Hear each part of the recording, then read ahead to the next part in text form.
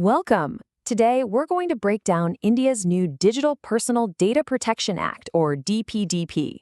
We'll cut through the legal jargon and give you a clear, actionable guide for your business. Okay, so here's how we're going to tackle this. We've broken it down into 6 key parts. We'll start with the basics of the law, then dive into things like consent, the new roles you need to know, and what to do when things go wrong. And we'll wrap it all up with a handy compliance checklist. So, first things first, what exactly is the DPDP, and why is everyone talking about it right now? Look, this act isn't just some minor update. It's a fundamental shift in how companies have to handle personal data in India. It introduces some concepts that are really quite different from other global privacy laws, which is exactly why we need to pay close attention. Now, here's the implementation roadmap. It looks straightforward, right? But, and this is a critical catch, the Data Protection Board has the power to speed all of this up. That means your organization really needs to be agile and ready to comply much sooner than you might think. All right, next up, let's talk about the foundation of this law, consent. This is one of the areas where the DPDP gets a whole lot stricter than what you might be used to. The law basically shifts the entire burden of clarity onto the business that's collecting the data. The days of burying permissions in those long, complicated legal documents, they're over. The notice has to be direct, it has to be clear, and you have to provide it at the exact moment you're collecting the data. So, what does a valid notice actually look like under this new law? Well, it has to be incredibly clear. You need to itemize the exact data you're processing and for what specific reason. You also have to give users a really simple way to withdraw their consent.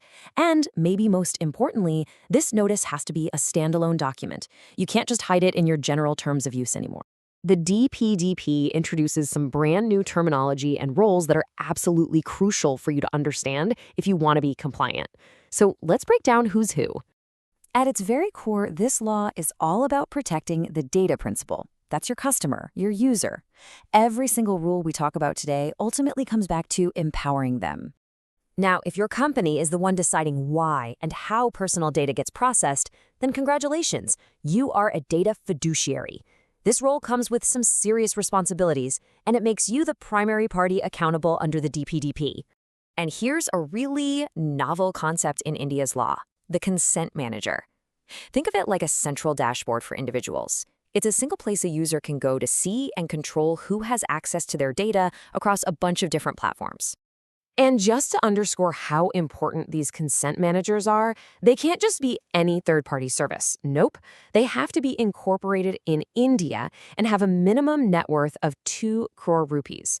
For some context, 1 crore is 10 million rupees, so we're talking about roughly 222,000 US dollars. This requirement is there to ensure they're stable, reliable, and properly regulated. Okay, now let's get into what happens when data is compromised, because the DDP's approach here is, well, it's particularly demanding. The second you become aware of a breach, a clock starts ticking. And let me tell you, it's an aggressive timeline. This means your incident response plan can't just be a document sitting on a shelf. It needs to be a well-oiled machine, ready to go at a moment's notice. These reporting deadlines are incredibly tight. Just notice that phrase, without delay. That's for the initial report.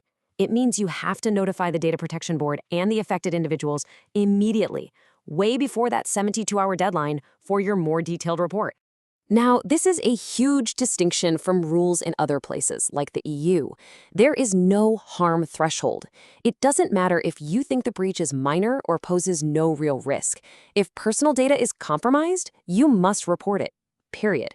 This means your incident response plan has to be ready for any event, big or small. The law doesn't just leave security up to chance either. It actually lays out a baseline of required safeguards.